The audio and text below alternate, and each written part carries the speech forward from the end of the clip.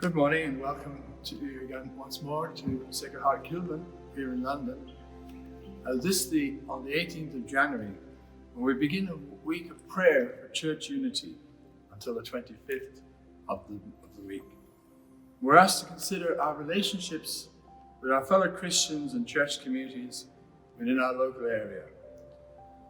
So let's begin with a prayer this morning, with the prayer of Jesus in chapter 17 of St. John's Gospel. Holy Father, I pray not only for these, but for those who through their words will believe in me. May they be one. Father, may they be one in us, as you are in me and I am in you. For the world may believe it was you that sent me. I have given them the glory you gave to me, that they may be one as we are one. With me in them and you in me, may they be so completely one that the world will realize it was you who sent me, and that I have loved them as much as you love me. Father, I want those you have given me to be with me where I am, so they may always see the glory you have given me, because you loved me before the foundation of the world. Father, righteous one, the world has not known you, but I have known you. And these have known that you have sent me. I have made your name known to them, and will continue to make it known, so the love which you love me may be in them, and so that I may be in them.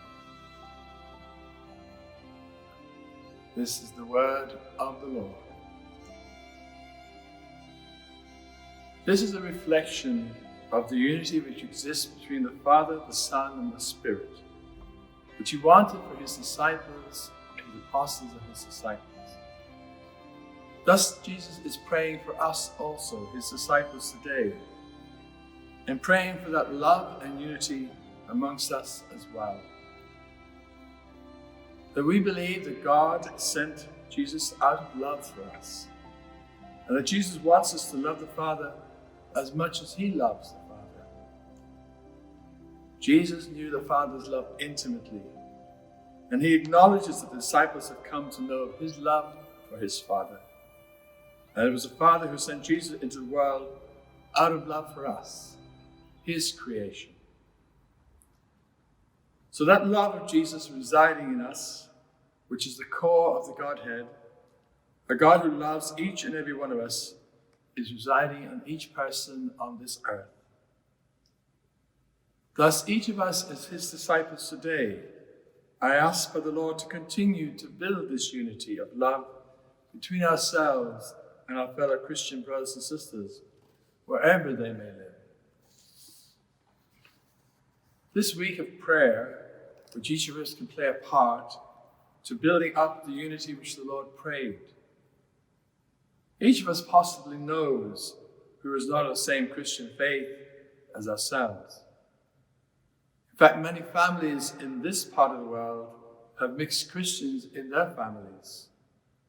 Mom may be Catholic and dad non-Catholic, or vice versa.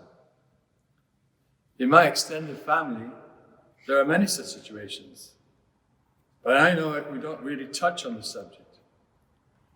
Rather, I think there's just an acceptance of the fact that such is the case. We don't really talk about it when I'm visiting them. Most of us just make the best of the situation and work with other people instead of outside of our families. We build the bridges of love between each and every one of us by our care for one another.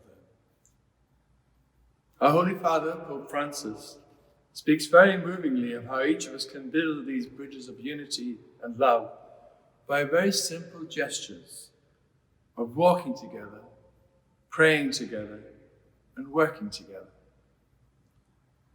Walking together will allow us to share our thoughts and feelings and desires in life, building up relationships with each other, thus getting to know each other better. In time, we share our inmost thoughts and desires, which allows us to come closer to each other and thus are more united with each other. Praying together will bring us before the Lord, sharing our needs. Very simple needs can be at the heart of our prayer. Peace and unity for the whole human family. Working together, we show to others how we can be brothers and sisters in unity, in looking after the needs of the most needy in our societies and our communities.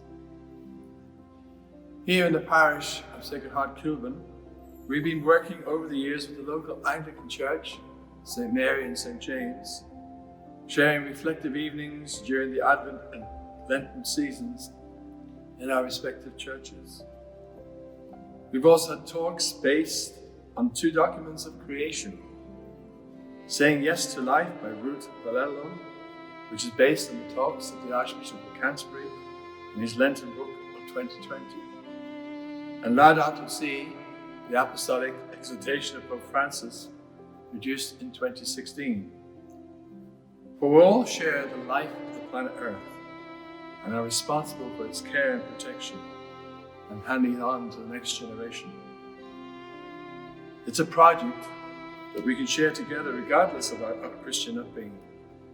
But being believers that God shared and created this planet, God has asked us to care for it. Thus we have a Christian responsibility to work together, to nurture and look after the planet, out of love for the earth, but also out of love for God.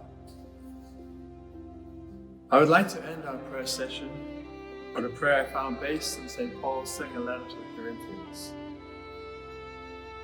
Blessed be God the Father, origin of life and love, a gentle Father and God of all consolation, who comforts us in all our sorrows, so we can offer each other in their sorrows the consolation that we receive from God.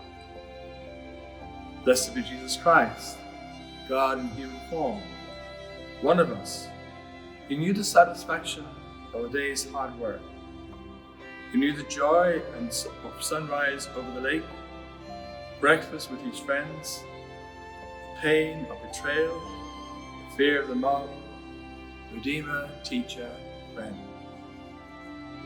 Blessed be the Holy Spirit, breath of God, life of God, inspiration of the whole human family, our best ideas or unexplained moments of goodness, a sudden shaft of light, our humble guide on the path of life.